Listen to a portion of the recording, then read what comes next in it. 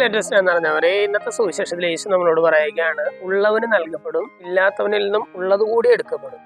നമുക്കറിയാം ഈശോ ഇത് പറയുമ്പോൾ ദൈവകൃപയെ കുറിച്ചാണ് ഈശോ പറയുന്നത്. ഉള്ളവന് നൽകപ്പെടും എന്ന് പറഞ്ഞാൽ ദൈവം നമുക്ക് എല്ലാവർക്കും ഓരോ രീതിയിൽ ദൈവകൃപ നൽകിയിട്ടുണ്ട്.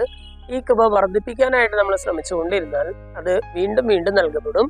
അതേസമയം ദൈവം നൽകിയ കൃപ നമ്മൾ പാപം ചെയ്ത് പാപകരമായ സാഹചര്യങ്ങളിലൂടെ കടന്നുപോയി നമ്മൾ അത് നശിപ്പിച്ചുവെങ്കിൽ, ഇല്ലാതാക്കിയെങ്കിൽ ഈശോ പറയുകയാണ്, ഉള്ളവന് നൽകപ്പെടും, കൃപ ഇല്ലാത്തവനിൽ നിന്നും അല്ലെങ്കിൽ അതിന് വലിയ കാര്യമായിട്ട് വിലമതിക്കാത്തവനിൽ നിന്ന് ഉള്ളതുകൂടി എടുക്കപ്പെടും എന്ന് പറയുകയാണ്. സ്നേഹമുള്ളവരെ, തന്റെ ജീവിതത്തിൽ നൽകപ്പെട്ട കൃപ വർദ്ധിപ്പിച്ച ഒരു വിശുദ്ധനെ നമ്മൾ ഓർക്കുകയാണ്. വിശുദ്ധ വിൻസെന്റ് പോളിനെ നമ്മൾ ഓർക്കുകയാണ്.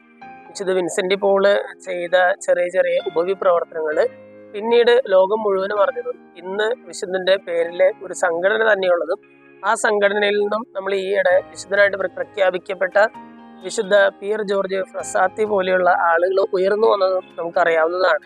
ഇതേ കാര്യമാണ് ഇന്നത്തെ സുവിശേഷത്തിലെ ഈശോ പറയുന്നത്. വിളക്ക് കൊളുത്തി ആരും പറയുടെ കീഴിൽ വെക്കാറില്ല, എല്ലാവർക്കും വെട്ടം കിട്ടാൻ വേണ്ടിയിട്ട് അത് പീഠത്തിന്മേലാണ് വെക്കുക എന്ന് പറയുന്നത്. അതായത് വിൻസെന്റ് പോൾ ഒരു കാലഘട്ടത്തിൽ ചെയ്ത ഉപവിപ്രവർത്തനങ്ങൾ, ആരും അറിയാതെ ചെയ്തിരുന്ന ഉപവിപ്രവർത്തനങ്ങൾ ഇന്ന് പീഠത്തിന്മേൽ വെക്കപ്പെട്ട വിളക്ക് പോലെ മറ്റുള്ളവരുടെ മുമ്പിൽ പ്രകാശിതമായിരിക്കുകയാണ്. സ്നേഹമുള്ളവരെ, ഇന്നത്തെ സുവിശേഷ ഭാഗം വായിച്ചു കഴിയുമ്പോൾ ഈശോ നമ്മിൽ നിന്ന് ആഗ്രഹിക്കുന്നത് പോലെ തന്നെ നമുക്ക് നൽകപ്പെട്ട ദൈവകൃപ വർദ്ധിപ്പിക്കാനും അതുപോലെ തന്നെ നമ്മുടെ ഉപവിപ്രവർത്തനങ്ങളിൽ ശ്രദ്ധ കേന്ദ്രീകരിക്കാനുള്ള കൃപയ്ക്കായിട്ട് നമുക്ക് പ്രാർത്ഥിക്കാം. ദൈവം നമ്മെല്ലാവരെയും സമൃദ്ധമായിട്ട് അനുഗ്രഹിക്കും.